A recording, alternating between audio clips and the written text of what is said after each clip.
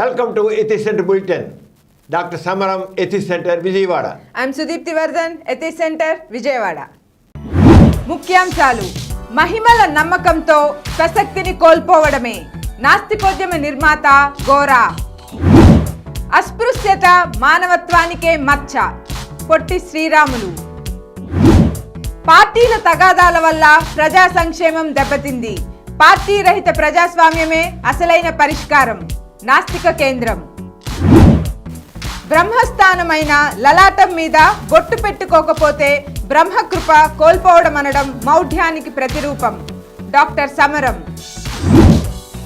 ప్రజల చైతన్యమే కరోనాకి నివారణ మార్గం వాసవ్య నర్సింగ్ హోంలో ఆరోగ్య సదస్సు. Gora Saraswathi Gora international ethics research centre పురోగమనం. Doctor Samaram multi channel network ద్వారా మరికొన్ని కొత్త యూట్యూబ్ ఛానల్స్. ముఖ్యాంశాలు చూశారు కదా, ఇక వాటి వివరాల్లోకి వెళ్దాం. డాక్టర్ గారు, మహిమల నమ్మకంతో స్వశక్తిని కోల్పోవడమే అని గోరా గారు అన్న మాటలను కాస్త వివరించండి. చాలా కరెక్ట్ అమ్మా. అందులో ఈనాటి పరిస్థితులను దృష్టిలో పెట్టి చూసినట్లయితే చెప్దాం ఎలాంటివి ఉంటాయో. ఆ మహిమ మనస్తత్వం లేకపోతే మహిమల మీద నమ్మకం ఉందే, ఆ నమ్మకం ఉంటే మనుషుల్లో స్వశక్తి మీద విశ్వాసం, తన మీద తనకు విశ్వాసం లేకుండా ఉంది. మహిమ అంటే ఏంటి? ఒక దైవ మహిమ, ఓ దేవుడికి సంబంధించింది, ఒక అతిశక్తికి సంబంధించింది. ఒక అతిశక్తి ఉంటే ఓ దేవుడి శక్తి, దైవశక్తి ఉంటే అది జరుగుతుంది. ఇంకెవరికి సాధ్యం కాదు. కేవలం ఆ మహిమ అనేది దేవునికే సాధ్యం, లేదా దేవుని ప్రతినిధులకే సాధ్యం, అంతే అన్నట్లుగా ఒక అతీత శక్తి దాని ద్వారా దాన్ని మహిమలు అంటారు అన్నమాట.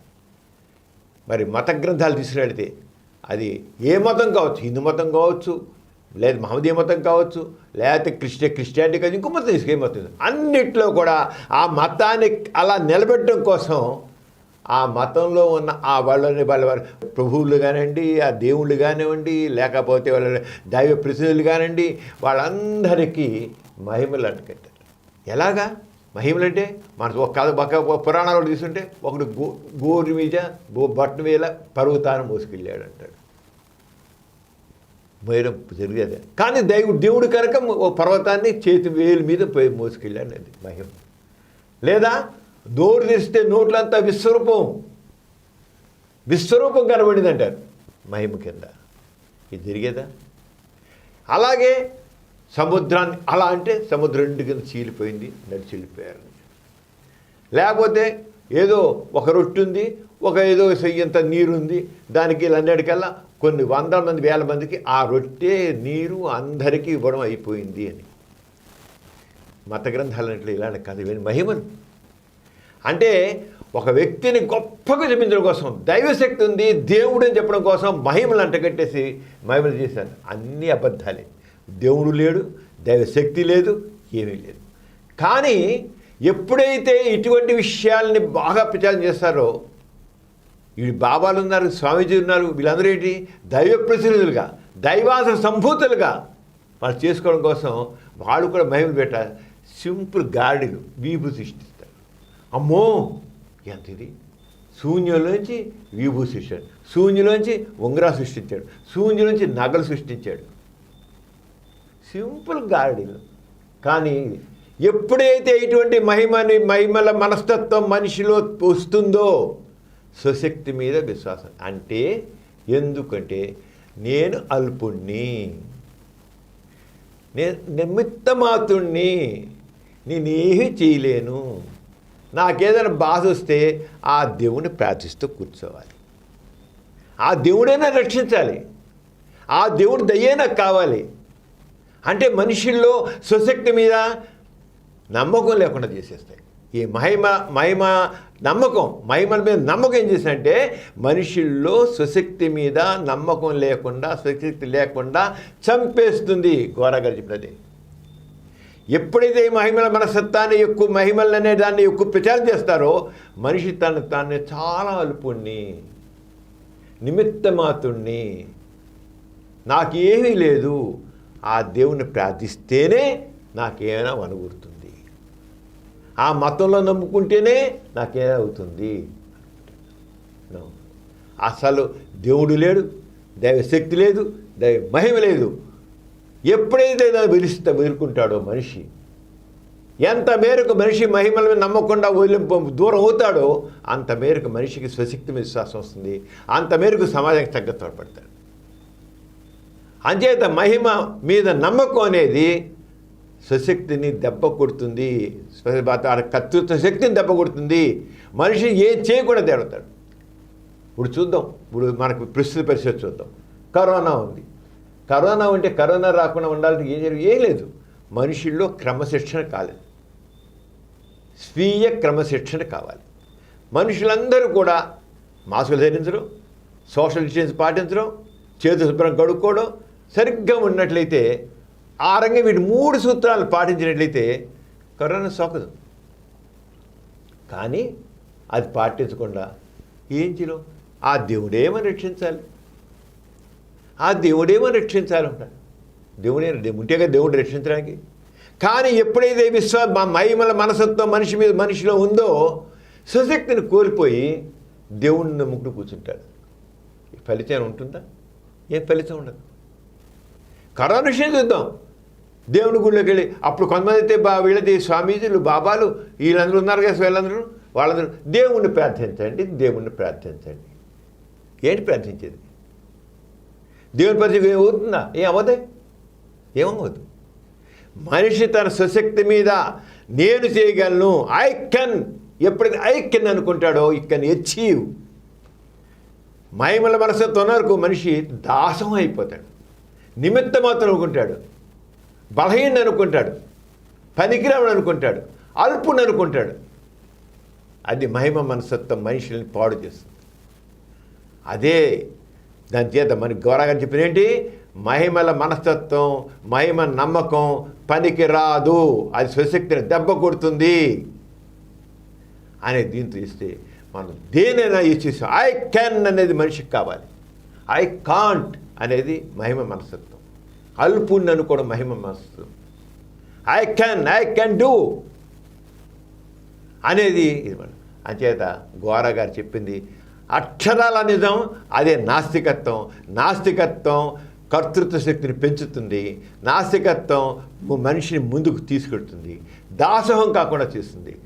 అంచేత మహిమల మనస్తత్వం ఎంత మేరకు మనుషుల్లో పోతుందో, ఎంత మేరకు మతం మీద నమ్మకం చాలా వెళ్తుంది, చక్కగా సమాజం ముందుకు అభివృద్ధికి వెళ్తుంది, పురోగమిస్తుంది. డాక్టర్ గారు, మన ప్రతి బులెటిన్లో సామాజిక పురోభివృద్ధికి, మానవ కళ్యాణానికి తోడ్పడిన ఒక ప్రముఖ మహనీయుని గురించి చెప్పుకుంటున్నాము. ఈసారి ఎవరి గురించి చెప్తున్నారు? ఈ రోజున మనం ప్రముఖ స్వాతంత్ర సమరయోధుడు, గాంధేయవాది, అలాగే హరిజనోద్ధరణ కోసం కంకణం కట్టుకుని కృషి చేసిన మహానుభావుడు, అలాగే ఆంధ్రప్రదేశ్, ఈనాడు ఏ ఆంధ్రప్రదేశ్లో మనం చెప్పుకుంటున్నాము, దాని ఆంధ్ర రాష్ట్రాన్ని సాధించడానికి ప్రాణాలు అర్పించిన మహనీయుడు పొట్టి శ్రీరాములు గురించి చెప్పుకుంటున్నాం. పొట్టి శ్రీరాములు గారు, ఈ పొట్టి శ్రీరాములు గారు నిజంగా ఆయనలో ఉన్నటి ఆ దీక్ష, పట్టుదల ఇంత అంతక అమ్మో మొక్కబోని దీక్ష అయింది, పట్టుదలైంది, సాహసి. మన ఆంధ్రుడై ఉండడం మన గర్వకారణం పొట్టి శ్రీరాములు గారు. ఆయన 1901 మార్చి 16న మెడ్రాస్లో జన్మించారు. మెడ్రాస్లో చదువుకున్నారు. తర్వాత ఆయన బొంబాయి వెళ్ళి శానిటరీ ఇంజనీరింగ్ చేశారు. శానిటరీ ఆయనకి తర్వాత ఆయనకి వివాహం అయింది ఒక 26-25 వయసులో. వివాహం అయిన తర్వాత ఒక బిడ్డ పుట్టారు.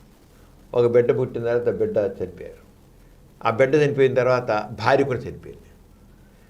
భార్య కూడా చనిపోతే చివరికి ఆయన ఉద్యోగం చేస్తున్నారు. భార్య కూడా చనిపోతే ఆయనకి ఎందుకు ఒక రకమైన విరక్తి వచ్చేసింది. ఇంకా అక్కడి నుంచి ఆయనకున్న ఆస్తి అన్నీ కూడా నాకొద్దు, ఈ ఆస్తులు వద్దు, ఏమొద్దు, నాకు ఈ ఉద్యోగం వద్దు, ఈ ఆస్తి వద్దు, ఈ డబ్బు వద్దు, ఏమొద్దు, నేను దేశం కోసం అంకితం అయిపోతాను అని చెప్పేసి సర్వం త్యాగం చేసేసి గాంధీ గారి దగ్గరికి వెళ్ళిపోయారు. సబర్మతి ఆశ్రమంకి వెళ్ళిపోయి సబర్మతి గాంధీ గారు ఏమన్నారంటే, శ్రీరాములు నీలాంటి వాళ్ళు ఒక 10 మంది ఉంటే చాలు మన స్వాతంత్రం చెట్టు వచ్చేస్తుంది అన్నాడు. అంటే ఎంత పట్టుదల ఇలా ఉందో అర్థం ఉంది. నీలాంటి వాళ్ళు 10 మంది ఉంటే చాలు స్వాతంత్ర్యం వచ్చేస్తుంది. అంటే గాంధీ గారిని అలా ఆకట్టుకున్నారు అర్థం. ఆ తర్వాత గాంధీ గారి నుంచి అక్కడి నుంచి ఆయన 3 సార్లు జైలుకి వెళ్ళాడు. ఆయన 1930లో ఉప్పు సత్యాగ్రహంలో మొట్టమొదటిసారి జైలుకి వెళ్ళారు, శిక్ష అనిపించాడు. దేశం కోసం ఈ దేశానికి స్వాతంత్ర్యం రావాలని గాంధీ గారు ఉప్పు సత్యాగ్రహం చేశారు. తర్వాత అక్కడ అయిపోయాక మళ్ళీ ఏం చేశారంటే ఆయనకి తర్వాత గ్రామీణ అభివృద్ధి కోసం చేయాలని చేసి కృష్ణా జిల్లా కొమరవోలులో కూడా ఆయన గ్రామీణ ప్రాంతాల్లో గ్రామాల యొక్క అభివృద్ధి కోసం ఆయన ఇక్కడ చేశారు. ఆయన అక్కడ అయిన తర్వాత అక్కడ మళ్ళీ క్విట్ ఇండియా మూమెంట్లో మళ్ళీ 2 సార్లు జైలుకి వెళ్ళారు. ప్రతిసారి ఆయనకి శిక్ష పడ్డా సరే ఆ మొక్కమని దీక్షతో స్వాతంత్ర్యం కోసం వచ్చారు. అయితే ఈయనలో ఒక పెద్ద ఇదంటే గాంధీ గారితో ఉన్నారు, స్వాతంత్ర్యం చేశారు, ఖాదీ ఉద్యమం కోసం చేశారు, అన్నిటి చేశారు. చేసి అన్నిటికంటే ఆయన కమిట్మెంటు హరిజనోద్ధరణ. ఆ రోజుల్లో హరిజనుల్ని వీళ్ళని దేవాలయాలకు రాణించేవాళ్ళు కాదు. హరిజనులు దేవాలయం వెళ్తే దేవుడు మైలపడిపోతాడు, దేవుడు మైలపడ్డు అండి. అందరూ దేవుని పెట్టు అని చెప్తుంటారు ఈ ఆస్తికత్వంలో.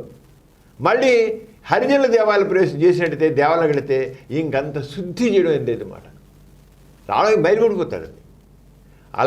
దాంట్లో నా హరిజనులకి దేవాలయ ప్రవేశం కావాలి అని చెప్పేసి ఆ దేవాలయ ప్రవేశం కోసం ఎక్కడైతే హరిజనుల నెట్టుకు దేవాలయం వెళ్ళేవాడు. ఆయన చివరికి అప్పుడు ప్రభుత్వం ద్వారా ఆయన శాసనం చట్టం తెప్పించాడు. హరిజనుల దేవాలయాలు ప్రవేశింపజేయాలి, నిరోధించడానికి ఆపడానికి వీల్లేదు, హరిజనుల దేవాలయాలకు వెళ్లకుండా చేశారంటే చట్ట విరుద్ధము అని చెప్పేసి మెయిన్గా హరిజనుల దేవాలయ ప్రవేశం గురించి మాత్రం చాలా కృషి చేశాడు. అస్పృశ్యత మానవత్వానికి మచ్చ అని ఎప్పుడు అనేవారు. అస్పృశ్యత మానవత్వానికి మచ్చ అంటే హరిజనోద్ధరణ కోసం ఆయన ఎంత దీక్ష, నెల్లూరు దగ్గర ఆయన ఎంత ఉండి చేసేవారు. తర్వాత అక్కడి నుంచి ఆయన ఆంధ్రులకి ప్రత్యేక రాష్ట్రం కావాలి, ఆంధ్రలో ప్రత్యేకంగా ఆంధ్రులకు ఆత్మగౌరవం ఉంది.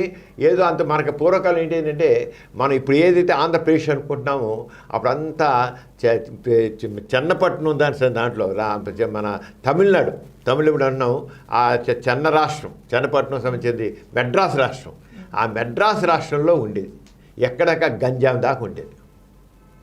మెడ్రాస్ నుంచి అక్కడి నుంచి అదంతా తమిళనాడు నుంచి గంజాం దాకా ఉండేది. అక్కడ అంతా మనంతా మెడ్రాస్ రాష్ట్రంలోనే ఉండేవాళ్ళం మనం. అంత కాదు, ఆంధ్ర కోసం కాదు, తెలుగు మాట్లాడే వాళ్ళకి కావాలి అని చెప్పేసి ఆయన పోరాటం చేసి ఆయన 1952లో నిరాహార దీక్ష చేశారు. 1952 అక్టోబర్ 19న మాకు ప్రత్యేక రాష్ట్రం కావాలి. ఆయన ప్రత్యేక రాష్ట్రం ఏంటి, ఎక్కడిది కాదు, చెన్నపట్నంతో కలిపి, చెన్నపట్నం అంటే తెలుగు పేరు, చెన్నపట్నం తెలుగువాడి పేరే. అంటే చెన్నపట్నం నుంచి గంజాం దాకా హోస్పేట ఇవన్నీ కలిపి మాకు అంత ఈ ప్రాంతం అంతా కలిపి మాకు రాష్ట్రం కావాలి.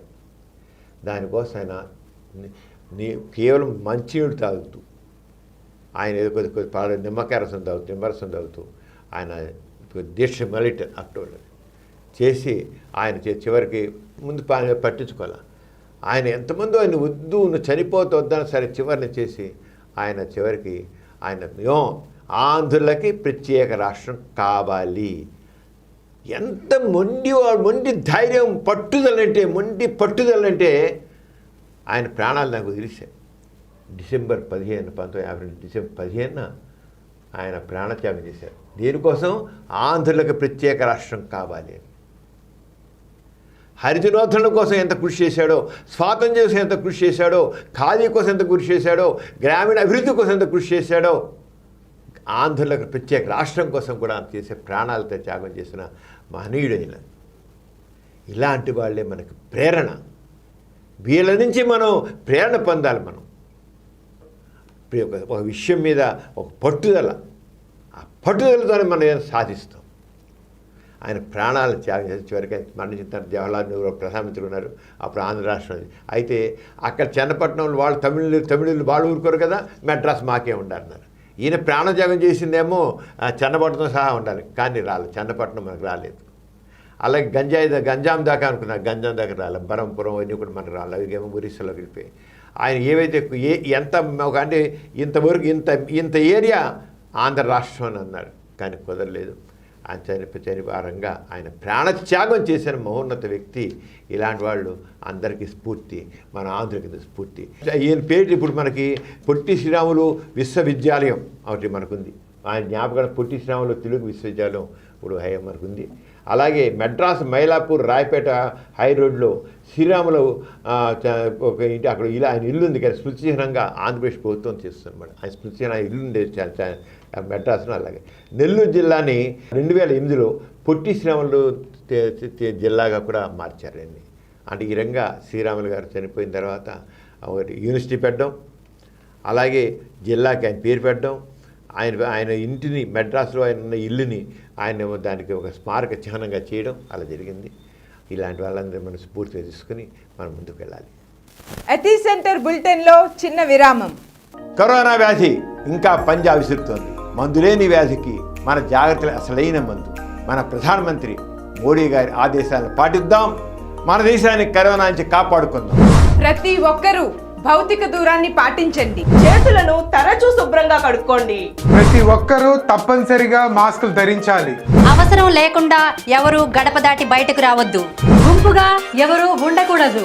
కేక్ క్యాన్లు, కౌగిలింతలు వద్దు. వృద్ధులు, పిల్లలు, గర్భిణీలు ఇంటి నుంచి బయటికి రావద్దు. గుండె జబ్బులు, షుగరు, బీపీలు, అనారోగ్యంగా ఉన్నవారు జనం మధ్యకి వెళ్ళవద్దు. పౌష్టికాహారం తీసుకోండి, కంటి నిండా నిద్రపోండి, ఇమ్యూనిటీని కాపాడుకోండి. లాక్డౌన్ నిబంధనల్ని తూచా తప్పకుండా పాటించండి. మీ క్షేమం మన క్షేమం, దేశం క్షేమం మన చేతుల్లోనే ఉంది. కరోనా గురించి నిర్లక్ష్యం వద్దు. నిర్లక్ష్యం చావు దెబ్బతీస్తుంది. శుభ్రమైన చేతులతోనే ముఖాన్ని తాకండి. కరోనా అప్డేట్స్ కోసం డాక్టర్ సమరం మల్టీ ఛానల్ నెట్వర్క్ను వీక్షిస్తూ ఉండండి. అతి సెంటర్ బులెటిన్కి తిరిగి స్వాగతం. పార్టీల తగాదాల వల్ల ప్రజా సంక్షేమం మరుగున పడుతుంది కదా, దీని పరిష్కారం ఏంటి డాక్టర్ గారు?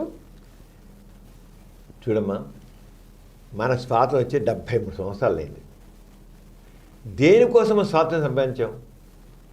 ప్రజలందరికీ సమానమైన అవకాశాలు కావాలి, సమాన గౌరవం కావాలి.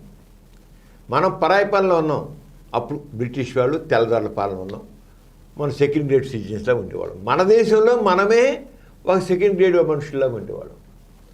కానీ మనం పోరాడి మహాత్మా గాంధీ నాయకత్వంలో పోరాడి స్వాతంత్రం సంపాదించాం. దేనికోసం సంపాదించాం? ప్రజలందరికీ కూడుగుడ్డ, విద్య, వసతి ఉండాలి.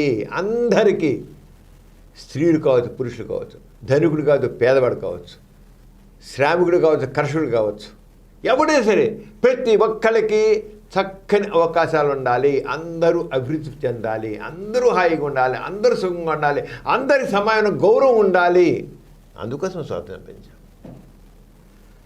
73 సంవత్సరాలు అయింది. ఇప్పటికీ పేదవాళ్ళకి ఎంతమంది ఉన్నారు, శ్రామికులుగా ఉన్నారు. అభివృద్ధి అసలు లేదన్నాం, ఉంది అభివృద్ధి. కానీ 73 సంవత్సరాల్లో మనం ఎంతో చక్కగా సుఖవంతంగా ఏంటి, సమానత చక్కగా ఉండి, సమాన గౌరవం ఉండి ఎంతో జరగాల్సింది అనుకున్నంత మాత్రం రాలేదు. అనుకున్న దాంట్లో మన పెద్దవాళ్ళందరూ, మన మహానుభావులందరూ ఎవరైతే స్వాతంత్రం పోరాడారో వాళ్ళు ఆశించినంత చైతన్యం, అంత వాళ్ళ సుఖం మనకు రాలేదు, ఆ సమానత్వం రాలేదు. అది మరి ఒప్పు తీరాల్సింది. ఎందుకని అంటే మనం ఏదైతే రాజ్యాంగంలో చెప్పుకున్నామో, ఏదైతే స్వాతంత్రం చెప్పుకున్నామో, రాజ్యాంగం రాసుకున్నాం మనం. రాజ్యాంగం ఏంటి? దాని ప్రకారంగా ప్రతి ఒక్కటి జరగాలి అని. కానీ జరగలేదు. మన రాజ్యాంగం ఎంతగా నిజంగా మన భావాలు, మన చేతి ఏంటంటే రాజ్యాంగంలో పీఠికలో మొట్టమొదటి భారతదేశ ప్రజలందరికీ న్యాయము, స్వేచ్ఛ, తోటి వారితో సమానత సాధించడానికి రాజ్యాంగం అమలుపరుస్తున్నాము అని రాసుకున్నారు. అందరికీ ఉన్నాయి. అలాగే 41 సెక్షన్ ప్రకారం సెక్షన్లో మన రాజ్యాంగంలో ఆర్థికంగా వీలున్నంత వరకు అందరికీ వృత్తి, విద్య ప్రభుత్వం ఇవ్వాలి. అందరి విద్యా వృత్తి ఎవరు ప్రభుత్వం కల్పించాలి. నిరుద్యోగులకు, వృద్ధులకు, రోగులకు, పేదలకు ప్రభుత్వం సహాయం చేయాలి. ఆర్టికల్ 41 సెక్షన్లో ఉంది మన కాన్స్టిట్యూషన్లో. దేనికోసం? కానీ మన రాజ్యాంగం ఉంది ఊరి పేరుకి అలంకారం కాదు. ప్రజలందరికీ అన్ని రకాల సౌకర్యాలు ఉండాలి, సమానత్వం రావాలి. అలాగే 14వ సెక్షన్లో ఏం చేశారు ఆర్టికల్లో, ప్రభుత్వ దృష్టిలో భారత ప్రజలందరూ సమానులు. వీళ్ళు వాళ్ళు లేదు, పేదవాళ్ళని ధనికులు అందరూ సమానంలే ప్రభుత్వ దృష్టిలో.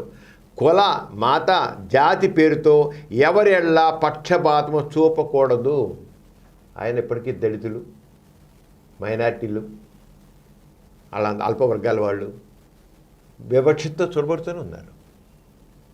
73 సంవత్సరాలు స్వాతంత్రం కూడా ఇప్పటికీ ఇంకా కొంతమంది వివక్షత చూపిస్తున్నారంటే మన రాజ్యాంగం ఏం అమలు పరుచుకుందాం, ఎందుకు అమలు పడట్లేదు తెలుసుకోవాలి. అలాగే ఆర్టికల్ 45 ప్రకారం హరిజనులు వెనకబడిన జాతులు ఎలా ప్రభుత్వం ప్రత్యేక శ్రద్ధ తీసుకుని వారికి అన్యాయం జరగకుండా చూడలేను. చేస్తున్నారు, చేయట్లేదు, కానీ జరగవలసినంత జరగలేదు, జరగడం లేదు.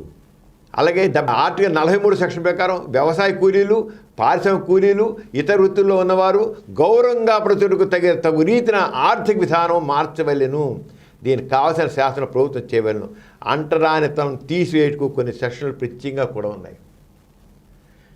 ఎవరికి వివక్ష పనికిరాదు, అంటరానితనం అసలు పనికిరాకూడదని.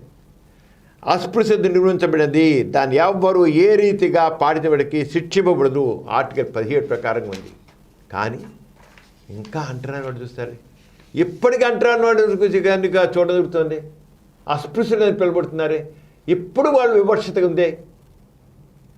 ఎంత దయనీయమైన పరిస్థితి చెప్పు. అలాగే ఆర్టికల్ 15 సెక్షన్ ప్రకారంగా పబ్లిక్ చెరువులు, బావులు, సినిమాలు, హోటళ్ళు ఇటువంటి కుల మత వివక్షత లేకుండా అందరికీ అందుబాటులో ఉండవలేను. స్త్రీల హక్కుల గురించి కూడా ఆర్థిక విధానం గురించి 39వ సెక్షన్లో కూడా చెప్పబడింది. స్త్రీలు పురుషులు సమంగా జీవించినట్లు ప్రభుత్వం చూడవలను. వారందరికీ సమాన పనికి సమాన జీతం ఇవ్వవలను. పొట్ట పోషించుకోవడానికి స్త్రీలు, కూలీలు, పిల్లలు అఘోరమైన పనులు చేయవలసిన అవసరం లేకుండా ప్రభుత్వం చూడవలను. సమాజానికి నష్టం కలిగినట్లు ఆస్తి ఎక్కడ చేయకుండా చూడను. ఇంత గొప్పగా మనము కాన్స్టిట్యూషన్ రాసుకున్నాం. దేనికోసం? మన అందరి కోసం, ప్రజలందరి కోసం. కానీ అమలు జరగట్లేదు. ఎందుకు జరగట్లేదు? పార్టీలు, ఈ పార్టీలు, ఇది ప్రజాస్వామ్యం కాదు, పార్టీ సౌకర్యం. ఒక అధికారంలో పార్టీ తన స్వార్థం కోసం తను కొంత చేస్తుంటే, ప్రతిపక్షంలో ఉన్న పార్టీ అధికార పార్టీకి అడుగడుగునా అడ్డుపడుతున్నాయి. మంచి చేసిన అడ్డుపడుతున్నాయి. అలాగే ప్రతిపక్షం వాళ్ళు మంచి చెప్తున్నా అధికార పక్షంలో వాళ్ళు అడ్డుపడి చెప్తున్నాయి.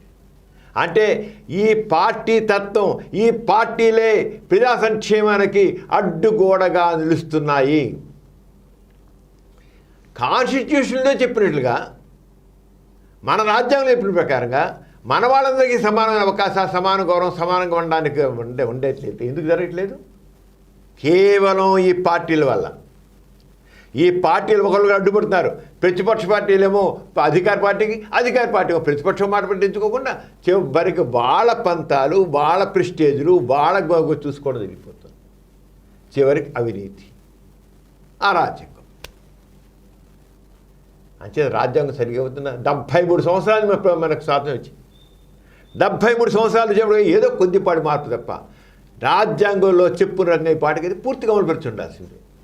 ఇప్పటికీ దళితులు ఎందుకు ఉండాలి, మైనార్టీలు ఎందుకు బాధలు ఉండాలి, ఎందుకు కూలీలు ఉండాలి, ఎందుకు అవకాశాలు లేకుండా, ఇప్పటికీ కొంప గోడు లేకుండా, కూడు గుడ్డ సరిగా లేకుండా మనుషులు ఎందుకు ఉండాలి?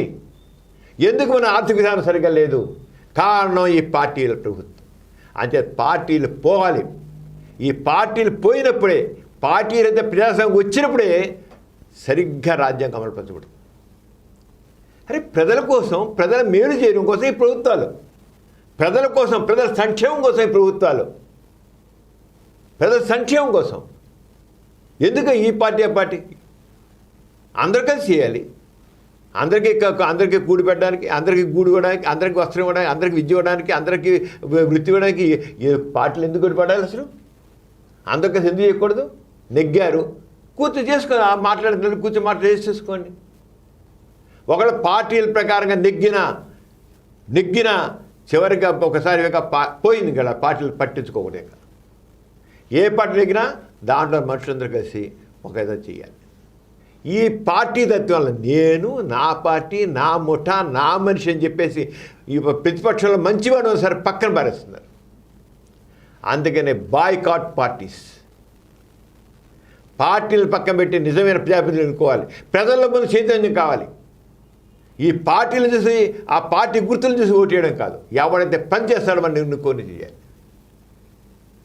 ఒకవేళ పార్టీ నెగ్గినా సరే మన కాన్స్టిట్యూషన్లో కూడా ఎక్కడను మెజార్టీ పార్టీ వాళ్ళని రాష్ట్రపతి పిలుస్తారనో లేదా గవర్నర్ పిలుస్తారనే లేదు. గవర్నర్ కూడా పిలుస్తాడు అంతే. మెజార్టీ పార్టీ అసలు కాన్స్టిట్యూషన్లో ఎక్కడ పార్టీ ప్రస్తావనే లేదు. ఎక్కడైంది కాన్స్టిట్యూషన్లో ఎక్కువ సీట్లు వచ్చిన పార్టీ వాళ్ళని సీఎంగా పిలుస్తారు, పీఎంగా పిలుస్తారు, ఎక్కడే లేదు. ఇది ఒక ఆచారంగా సాంప్రదాయంగా మనం చేసుకుంటూ వస్తున్నాం. అక్కడ తప్పుటి అంచేత పార్టీలు అనేవి అడ్డుపడుతున్నాయి ప్రజా సంక్షేమానికి. 73 సంవత్సరాలు వచ్చినప్పుడు స్వాతంత్రం వచ్చి 70 సంవత్సరాలైనా ఇంకా మనం ఇలా ఉన్నామంటే సిగ్గుచేటు. దానికి ఆ రంగం సిగ్గుపడడానికి మళ్ళీ సిగ్గుపడడానికి కారణం ఈ పార్టీలు. ఈ పార్టీలపై పార్టీలు అయితే ప్రజాస్వామ్యం రావాలి. అప్పుడే అసలైన సంక్షేమంతో కూడి ప్రజాస్వామ్యం వస్తుంది. దానికోసం అందరూ ఆ చైతన్యం వస్తే ప్రజలు చేస్తాయి. తెలియట్లా ఈ రాజకీయ పార్టీలు జనాల్ని మభ్యపెట్టి ఉంచుతున్నాయి. విషయాలు తెలియకుండా చేస్తాయి. అజ్ఞానాలు ఉంచుతున్నాయి, మౌఢ్యాలు ఉంటాయి.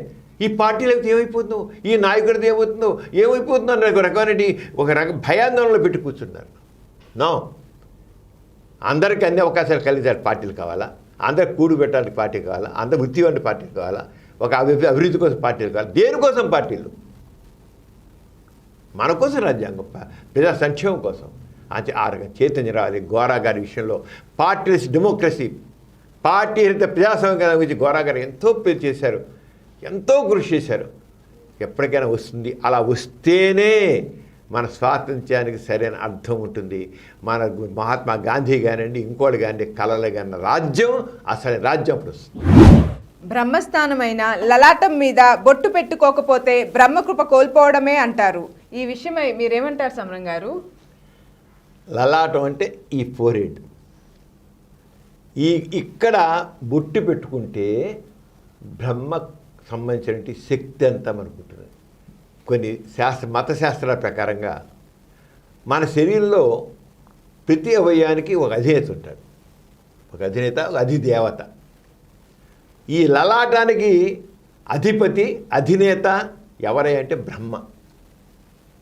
అందుకని బ్రహ్మ దగ్గర రాతని ఎవరు తట్టింది అంటే బ్రహ్మకి ఇది అనమాట, వాడి అధినేత. ఇందుకు ఈ లలాటానికి బ్రహ్మ అధినేత. అంచేత ఆ బ్రహ్మకి ఎరుపు చాలా ఇష్టం. అంచేత ఎరుపు బొట్టు పెట్టుకుంటే, కుంకుమ పెట్టుకుంటే ఆ బ్రహ్మ కృప ఉంటుంది. ఆ బ్రహ్మలు అన్నీ అందుతాయి, చక్కగా అందుతుంది అనేది ఒక విశ్వాసం, నమ్మకం.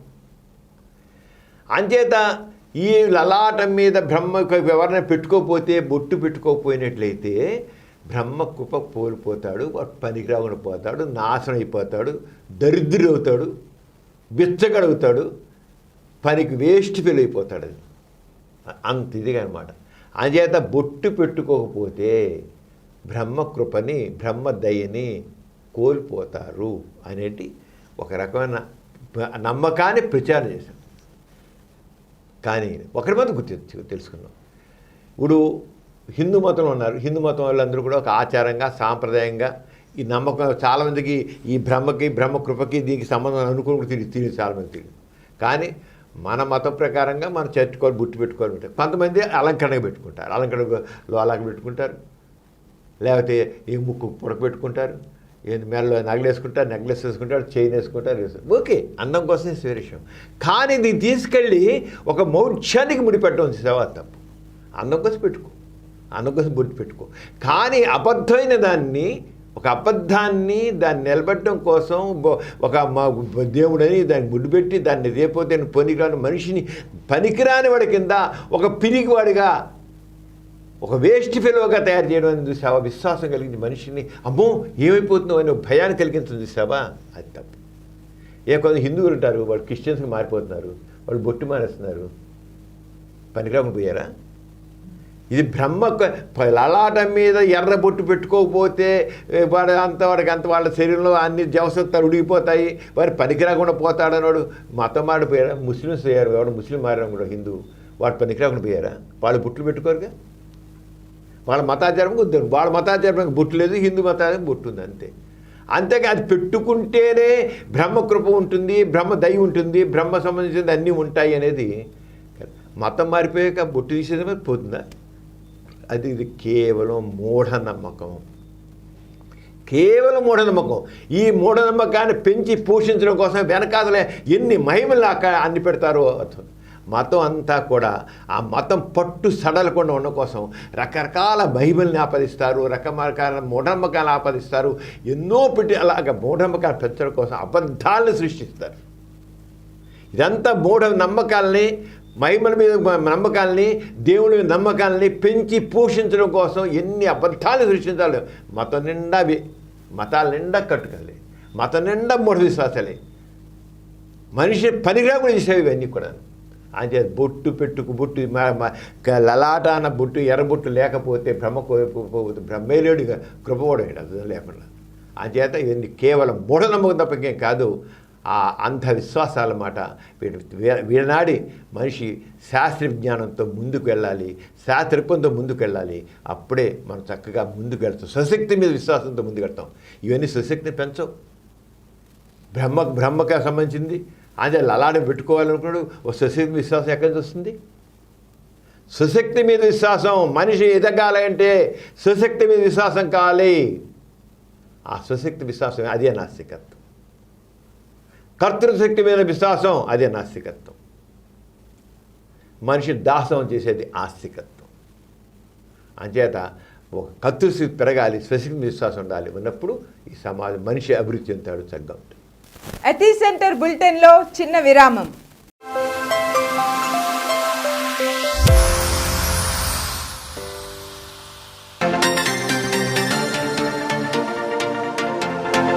आज मैं आपके सामने प्रमुख नास्तिकोद्यम नेता श्री गौरा जी से लिखी हुई गांधी नास्तिक संवाद पुस्तक को प्रस्तुत करना चाहती हूँ। वहति नेति नेति यतो वाचो निवंत्रते अप्राप्य मनसा सह। इसका भाव है यह नहीं इंद्रियों से अथवा मन से जो जाना सकता है ऐसा कुछ नहीं। ईश्वर में जीवंत श्रद्धा के बिना सत्याग्रह का संपूर्ण आचरण असंभव है। आधुनिक शिक्षण पाए हुए लोगों के मन में ईश्वर शब्द कुछ कठिनाइयाँ उत्पन्न करता है। मैं सापेक्ष के पीछे रहे निरपेक्ष को देखता हूँ और मन की शांति पाता हूँ। मैं पहले कहा करता था कि ईश्वर ही सत्य है, उससे मुझे पूरा संतोष नहीं हुआ, इसलिए मैंने कहा कि सत्य ही ईश्वर है। कोई हिंदू, मुसलमान या ईसाई नहीं रहता, सब मनुष्य हो जाते हैं। इसके सिवा नास्तिकवाद की दृष्टि मनुष्य को अपने पांवों पर खड़े होने का बल देती है।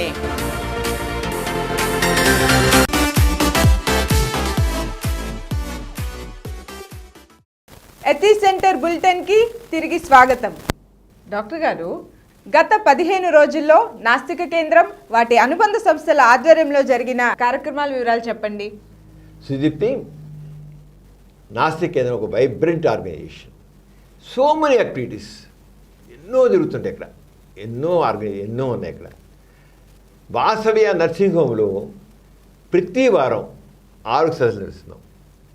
ఎందుకంటే ఆరోగ్యం అవగాహన ఎంత అవసరం ఉంది. చివరికి ఈ లాక్డౌన్ పీరియడ్లో కూడా వాటిని ఆపకుండా ఆన్లైన్లో ప్రతి వారం ఆరోగ్య విద్యకు సంబంధించిన విషయాలు మనం పెడుతున్నాం. ప్రముఖులు వచ్చి వైద్యులు వచ్చి మాట్లాడుతున్నారు. లాక్డౌన్ టైంలో కూడా, లాక్డౌన్లో సమావేశం మీటింగ్ పెట్టడానికి లేదు, జనం చేరడానికి లేదు, చోట గుంపుగా ఉండడానికి లేదు కదా. అంచేత ఆన్లైన్లోనే మనం మీటింగ్స్ కండక్ట్ చేస్తాం. అంటే వాసవి నరసింహంలో వాసవ్య హెల్త్ ఎడ్యుకేషన్ ప్రోగ్రాంలో మే 30 జరిగిన 1063వ వీక్లీ ప్రోగ్రాంలో కరోనా మహమ్మారి అంశంపైన ప్రముఖ ఫిజిషియన్ డాక్టర్ గురుప్రసాద్ గారు ప్రసంగించారు. ఆయన అసలు కరోనా అంటే ఏమిటి, దీనికి ఏం చేయాలి, ఎలా ఉంటుంది, మనం చాలా చెప్పుకున్నాం కరోనా గురించి. ఇప్పుడు మళ్ళీ చూడు, కరోనా ఏదో లాక్డౌన్ పెట్టారు, 2 నెలల దాకా లాక్డౌన్ అయింది, తగ్గిపోతాం, తగ్గలేదు కదా, మళ్ళీ లాక్డౌన్ పెడుతున్నారు, మళ్ళీ లాక్డౌన్ చూపించారు. ఎందుకు వస్తుంది లాక్డౌన్ పెట్టాల్సి వస్తుందంటే స్వీయ క్రమశిక్షణ లేదు. ఈ కరోనాని మనం అరికట్టాలంటే ముఖ్యంగా ఏం చేయాలి? భౌతిక దూరాన్ని పాటించాలి, మాస్క్ తప్పకుండా కట్టుకోవాలి, చేతులు శుభ్రంగా ఉండాలి, ఈ రకంగా చేసి అవసరమైనప్పుడు క్వారంటైన్లోకి ఉండాలి.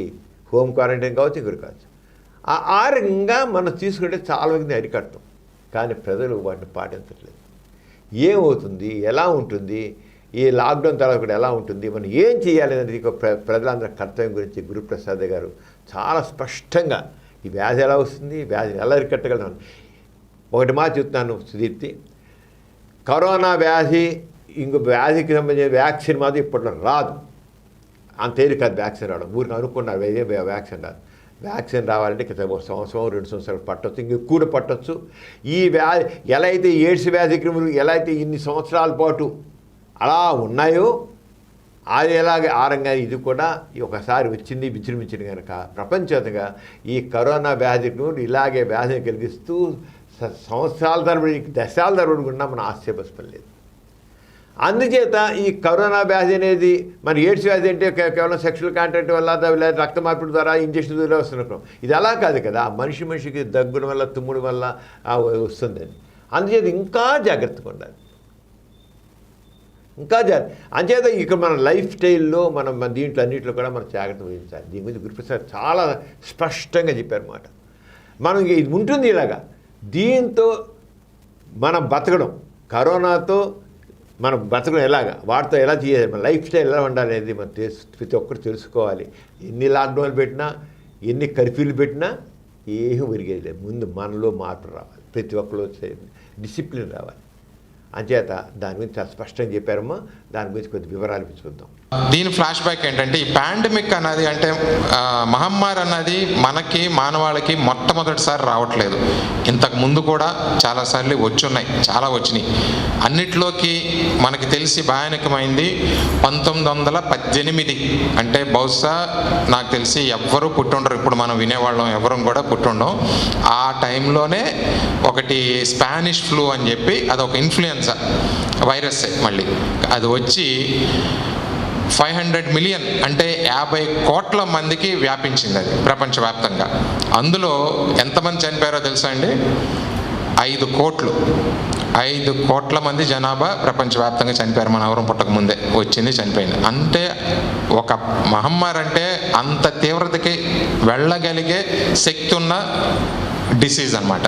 సో అందుకని మనం జాగ్రత్త పడాలి. వీటన్నిటిలో ఇంకొక హ్యాపీది ఏంటంటే, ఫస్ట్లో కూడా చెప్పింది 81% అంటే ఒక అధ్యయనం చైనాలో, ఇది అందరికీ తెలుసు, వుహాన్ అన్న సిటీ నుంచి స్టార్ట్ అయింది. అక్కడ ఫస్ట్ వచ్చినప్పుడు సుమారుగా ఒక 40,000 మంది పేషెంట్ల డేటా చూస్తే 81% మందికి మైల్డ్ ఆర్ ఏసిమ్టమాటిక్ లెక్కల్లోకి వస్తున్నారు. వాళ్ళకి పెద్దగా ఉండదు, వాళ్ళు జస్ట్ సపోర్ట్ ఏమీ చేయక్కర్లా, నార్మల్గా ఉండి రెస్ట్గా ఉండి జ్వరం వచ్చినప్పుడు జ్వరానికి పారాసిటమాల్ తీసుకోవడం, నార్మల్ డైట్ తీసుకోవడంలో వాళ్ళు రికవర్ అయిపోయిన వాళ్ళు ఉన్నారు.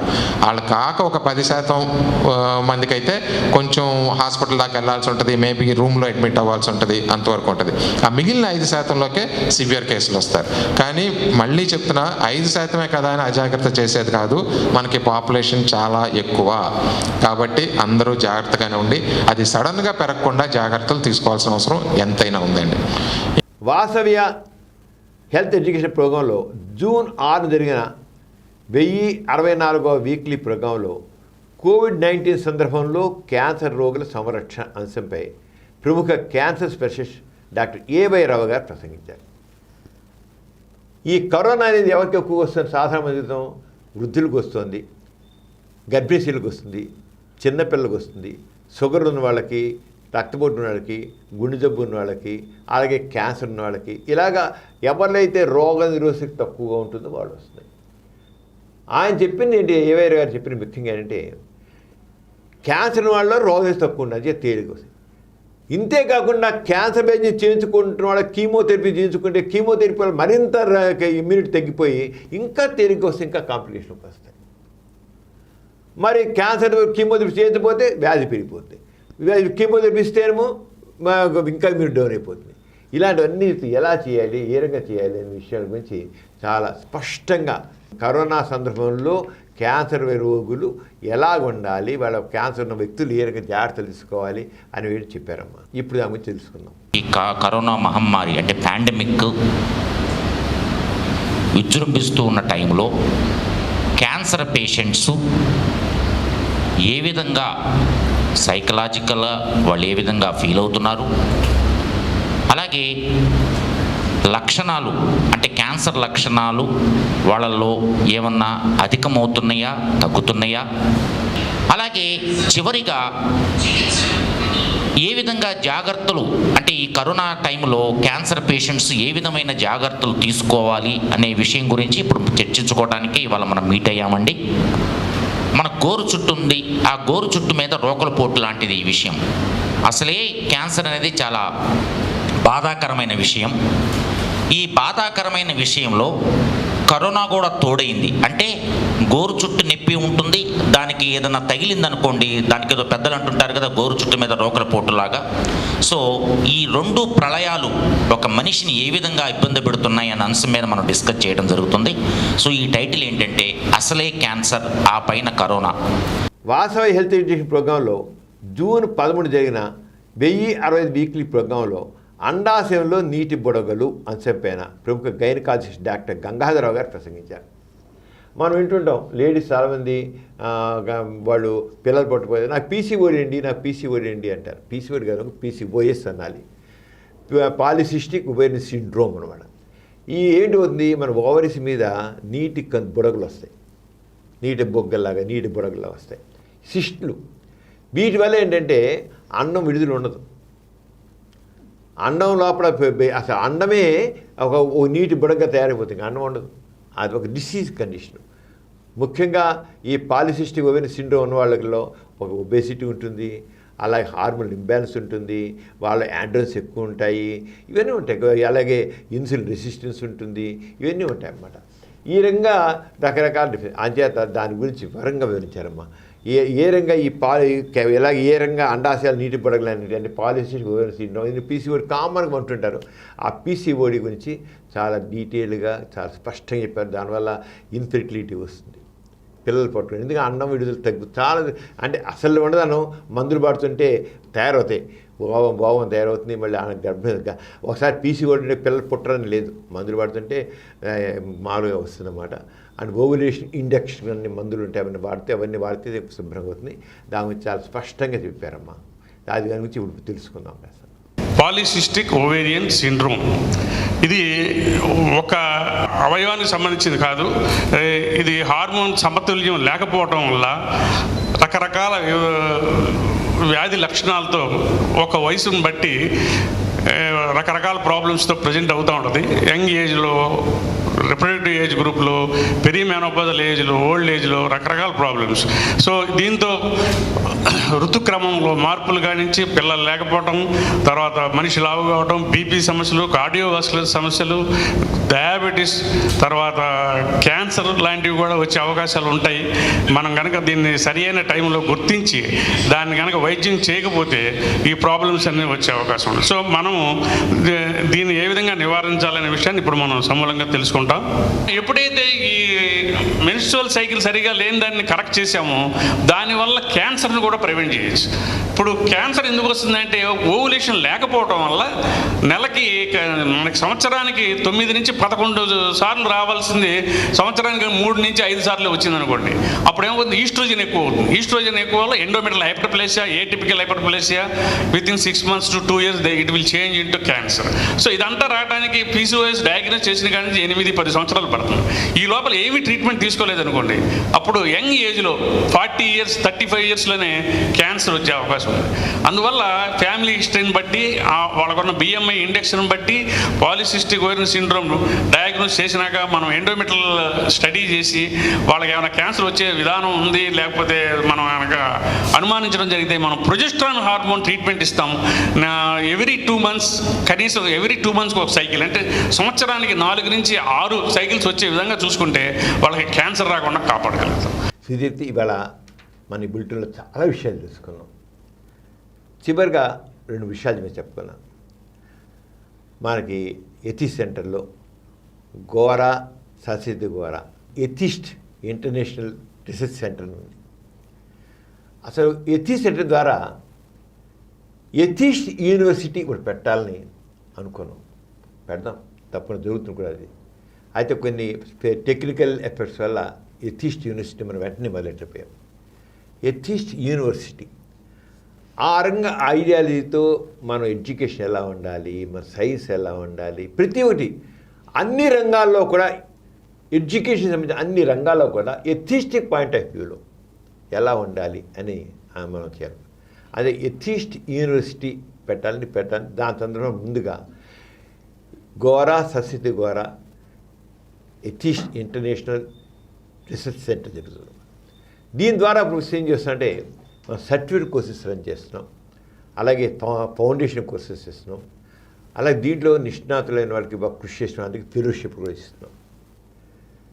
ఈ సర్టిఫికేట్ కోర్సెస్కి ఎవరైనా దీనికేం లేదు, ఎవరైనా 10th క్లాస్ పాస్ అయ్యి ఇంటర్మీడియట్ 10th క్లాస్ అయిన వాళ్ళందరూ కూడా ఈ సర్టిఫికేట్ కోర్స్ చేయొచ్చు. దాంట్లో ఎథిజం మీద, అలాగే సూపర్స్టిషన్స్ మీద, ఈ వీటన్నిటి మీద రకరకాల టాపిక్స్ ఉన్నాయి. ఆ టాపిక్స్ మీద సర్టిఫికేట్ కోర్సెస్ చేయొచ్చు. మనకు వచ్చి అడిగితే మన సెంటర్లో ఎథిక్ సెంటర్లో నాసికలు అడిగితే దానికి చెప్తారు, దాంట్లో తప్పకుండా తీసుకుని వాళ్ళు సర్టిఫికేట్ కోర్సెస్ ముందు మొదలెడతారు. అలాగే డిగ్రీ స్థాయిలో డిగ్రీ లాగానే ఫౌండేషన్ కోర్సెస్ పెట్టాం వేరియస్ టాపిక్స్ మీద. దాంట్లో కూడా అందరూ తీసుకుని చేస్తే ఒక మంచి నాలెడ్జ్ మాత్రం వస్తుంది. ఇక్కడ ఏంటంటే ఈ కోర్సెస్ మనకి ఉద్యోగానికి తోడ్పడతాయా రాదా అది కాదు, నాలెడ్జ్ ఎన్హాన్స్మెంట్. మనం ఎంతో తెలుసుకున్న విషయాలు తెలుసుకుంటున్నాం. ప్రతిదీ ఉద్యోగం కోసం అనుకోవడం తప్పు. స్కిల్స్ డెవలప్ చేసుకోవాలి, నాలెడ్జ్ ఎన్హాన్స్ చేసుకోవాలి. ఎంతమందో ప్రోగ్రెస్ థాట్ ఉన్న యూత్ ఉన్నారు. వీళ్ళందరూ కూడా వాళ్ళ మామూలు చదువుతో పాటు మరి రెగ్యులర్గా ఉండే స్టడీస్తో పాటు ప్రక్కన మరి ప్రోగ్రెస్ థాట్ ఉంది, ఎథిజం మీద చాలా ఇంట్రెస్ట్ ఉంది. వాళ్ళందరూ కూడా Gora Saraswathi Gora atheist international research సెంటర్లో వాళ్ళు కొంచెం ఈ రంగా సర్టిఫికేట్ కోర్సెస్ కానీ ఫౌండేషన్ కోర్సులు కానీ చేస్తే వాళ్ళకి ఫెలోషిప్ కూడా ఇవ్వడం జరుగుతుందన్నమాట. అలాంటి చేయాలని కోరుతున్నాను. రెగ్యులర్గా వీళ్ళు చేసే సబ్జెక్ట్స్ అన్నింటిలో కూడా ఇక్కడ మంచి లైబ్రరీ ఉంది. చాలా రేర్ బుక్స్, వెరీ లేడీగా ఎంతో వాల్యుబుల్ బుక్స్ ఇక్కడ ఉన్నాయి. ఆ వాల్యుబుల్ బుక్స్ తెలుసుకోవచ్చు. అలాగే డిజిటల్ లైబ్రరీ ఉంది. దాని ద్వారా కూడా వీళ్ళు చేసేంటి స్టడీస్కి రీసెర్చ్కి పూర్తి సబ్జెక్ట్ మంచి లైబ్రరీని ఉన్నారు. Senior most librarian, very efficient librarian ఉన్నారు. వారు అన్ని రకాలు కూడా హెల్ప్ చేస్తారు. అంచేత నేను అందరూ కోరేది ఏంటంటే వచ్చి ఈ ఇంటర్నేషనల్ రీసెర్చ్ సెంటర్ ద్వారా వాళ్ళు సర్టిఫికేట్ కోర్సులు కానీ ఫౌండేషన్ కోర్సులు కానీ దాదాపు రేపు జూలై 26న గోరా గారి వర్ధంతి ఉంది. ఆ సందర్భంలో ఈ వీటిలో ఎవరైతే సర్టిఫికేట్ కోర్సెస్ చేస్తున్నారో ఆ చేస్తున్న వాళ్ళకి సర్టిఫికేట్లు ఇవ్వడం జరుగుతుంది. వాళ్ళు కంప్లీట్ చేస్తున్నారు. వాళ్ళ ఫౌండేషన్ కోర్సులు ఇవ్వడం జరుగుతుంది. నవంబర్ 15 గోరా గారి జన్మ సందర్భంలో అసలు కాన్వకేషనే చేస్తాం. కాన్వకేషన్ రన్ చేస్తాం. ఇది మన ఇంటర్నేషనల్ రీసెర్చ్ సెంటర్ ద్వారా కాన్వకేషన్ కూడా పెట్టడం జరుగుతుంది. ఈ జూలైలో కొంత ఎవరైనా ఇంట్రెస్ట్ ఉంటే మాకు వెంటనే వచ్చి ఈ సర్టిఫికేట్ కోర్సెస్లో టైం షార్ట్ కనుక ఈ సర్టిఫికేట్ కోర్సెస్లో జాయిన్ అవ్వాలని నేను కోరుతున్నాను. అలాగే మనం సమరం మల్టీ ఛానల్ నెట్వర్క్ ద్వారా ఇంతవరకు 8 ఛానల్స్ రన్ చేస్తున్నాం, యూట్యూబ్ ఛానల్స్. అది ఇప్పుడు కొత్తగా మళ్ళీ ఇంకొక 8 యూట్యూబ్ ఛానల్స్ రన్ చేస్తున్నాం. ఒకటి వార్తాలోకం న్యూస్ ఛానల్, సమరం న్యూస్ ఛానల్.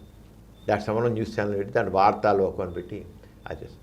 అలాగే సైన్స్ ఛానల్, సమరం సైన్స్ ఛానల్ చెప్పి దాంట్లో సైన్స్ వరల్డ్, దాంట్లో ఈ ఖగోళ శాస్త్రం గురించి వీటన్నిటి గురించి వరుసగా విషయాలు, సైన్స్ సంబంధించిన విషయాలన్నీ కూడా దాంట్లో చెప్తాం. అలాగే కిడ్స్ ఛానల్, పిల్లలు చక్కగా తయారు చేయడం కోసం, మంచిగా పిల్లల్లో ఒక రకమైన జిజ్ఞాస ఎక్కించడం కోసం అని కిడ్స్ ఛానల్. అలాగే స్త్రీలలో చైతన్యం చేసిన మహిళా సాధికారిత పెంపొందడం కోసం అని మగువ ఛానల్ స్టార్ట్ చేశాం. అలాగే ప్రగతి అనేది ఛానల్ ఒకటి, అదేనికి సోషల్ సైన్స్ ఛానల్ అన్నమాట. సోషల్ సైన్స్లో ఆ రకరకాల ఛాదస్ నుంచి చైతన్యానికి అన్నట్లుగా ఆ ఛానల్ చేస్తాం. అంతే. అలాగే దీంతోపాటు ఈ యొక్క రాగం తానం అని కల్చరల్ ఛానల్ చేస్తుంది. అలాగే సెల్యులైట్ ఛానల్ మనకి చాలామంది ఫిల్మ్ ఇండస్ట్రీకి సంబంధించిన వాళ్ళు, హీరోలు, ప్రొడ్యూసర్స్, డైరెక్టర్స్, సినీ రైటర్స్ ఇవన్నీ ఉన్నారు. వీళ్ళలో చాలామందికి మంచి ఆ భావాలు ఉన్నాయి, అభ్యుదయ భావాలు ఉన్నాయి. అంటే వాళ్ళ ఈ సెల్యులైట్ ఛానల్లో వాళ్ళ చేత వాళ్ళ భావాలు, ఈ కులాల గురించి, మతాల గురించి, కులతత్వం, మతత్వం గురించి, ఇవన్నీ జాతి భేదాల గురించి, ఇవన్నిటి గురించి వాళ్ళ మనసులో మాట చెప్పించాలనుకుంటున్నాం. అవి కూడా ఇంకా 8 న్యూ ఛానల్స్ వచ్చి ఆల్రెడీ మనం వార్తాలోకం జరుగుతుంది, చక్కటి రెస్పాన్స్ ఉంది. అలాగే మా మగవ ఛానల్, లేడీస్ ఛానల్ జస్ట్ ఇంకొక 2-3 రోజుల్లో స్టార్ట్ అయిపోతుంది. అలాగే సైన్స్ ఛానల్ మళ్ళీ సైన్స్ ఛానల్ వస్తుంది. అలాగేమో social science channel already 4 channels ఇంకా వచ్చి కొద్ది రోజుల్లోనే తక్కిన మొత్తం 8 ఛానల్స్ కొత్తవి కూడా వస్తాయి. అందరూ చూడాలని, దాన్ని షేర్ చేయాలని, మొత్తం చూడే కాదు, ఫ్రెండ్స్ షేర్ చేయాల్సి వస్తాం. దీనివల్ల వాళ్ళు బాగా డెవలప్ అవడం కాకుండా ఇంకా కొంతమంది డెవలప్ అవడానికి అవకాశం ఇచ్చేటది. ఇది యునీక్ అని చెప్తాను నేను మాత్రం. ఈ యూట్యూబ్ ఛానల్స్ అని కూడా యునీక్, ఒక అభ్యుదయాన్ని కాంక్షించే వాళ్ళందరూ కూడా అభ్యుదయ ప్రధానమంత్రి పయించడానికి తోడ్పడేది. అందరూ కూడా దీనిలో చేయాలనుకుంటున్నారు. అలాగే మనకి ఎథిక్స్ సెంటర్ చెప్పే వైబ్రెంట్ ఆర్గనైజేషన్ అన్ని రకాల రకరకాలుగా గోరా సైన్స్ సెంటర్ ఉంది, డిజిటల్ లైబ్రరీ ఉంది, సాగా ఆఫ్ గోరా అనే ఎగ్జిబిషన్ ఉంది, ఫోటో ఎగ్జిబిషన్ ఉంది, అలాగే బాపు దర్శన్ ఉంది, వాసవి మెడికల్ హెల్త్ ఎగ్జిబిషన్ ఉంది, ఎథిక్స్ సెంటర్ ఫేస్బుక్ ఉంది, మన వెబ్సైట్ ఉన్నాయి. ఇవన్నీ మనం చెప్పుకుంటున్నాం. ఇవన్నిటిలో చూడండి. మన కింద స్కూలింగ్ వస్తుంది దానికి. ఆ స్కూలింగ్ కూడా ఫాలో అయితే అన్నీ కూడా చక్కగా తెలుసుకుంటారు. ప్రతి ఒక్కరు కూడా ఒకటి మాత్రం కోరుతున్నాను, అభ్యుదయాన్ని కాంక్షించే ప్రతి ఒక్కరు దీనిలో ఎథిక్స్ సెంటర్తో ఐడెంటిఫై అవ్వాలని కోరుతున్నాను. దానిలో భాగస్వామ్యం కోరుతున్నాను. సమాజాన్ని ముందుకు తీసుకెళ్దాం. ఈ సమాజం ప్రగతికి మనం తోడ్పడదాం. అలా చేయాలని కోరుతూ మీ అందరికీ ఈసారి సెలవు పుచ్చుకుందాం. జై ఇన్సాన్. జై ఇన్సాన్.